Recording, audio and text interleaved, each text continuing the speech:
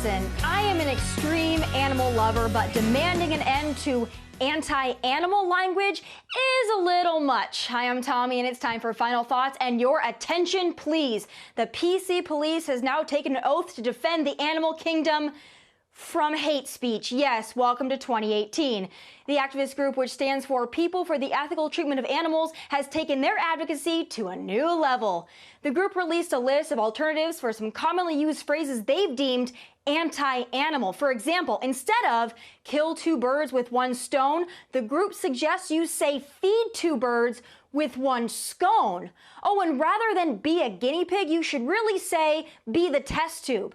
Oh, and apparently, instead of beating a dead horse, you should really feed a fed horse, which, when you think about it, is probably actually more detrimental to the horse. But since when does PCBS ever really make sense, right? Oh, and lastly, PETA is totally cool with you poking yourself while assaulting a flower, as long as you don't touch a bull in the process. No, folks, I am not making this up. In fact, PETA released a statement via Twitter explaining their reasoning.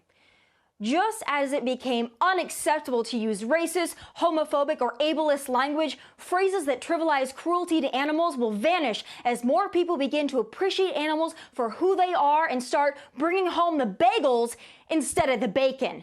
Okay, don't bring home the bacon, but you should bring home the bagels? What about those who are gluten intolerant? Sounds downright discriminatory to me, PETA.